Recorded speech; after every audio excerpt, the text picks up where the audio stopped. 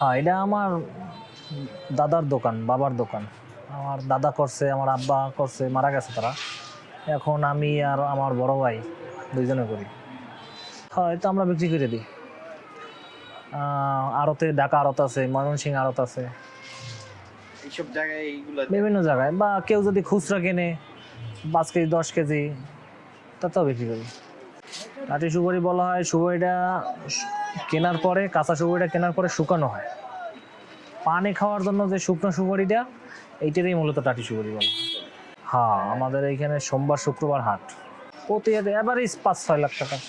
এবছর সুপারির ফলন কম। আশ্বিন কার্তিক, অগ্রহায়ণ এই টাইমে গ্রামের লোকজন বিক্রি করতে আসে এই বাজারে।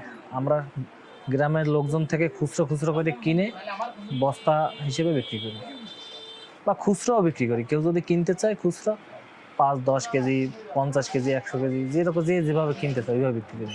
ঢাকায় মাসের দেন না সপ্তাহে? সপ্তাহে আজকে কিনে আজকে দেবো।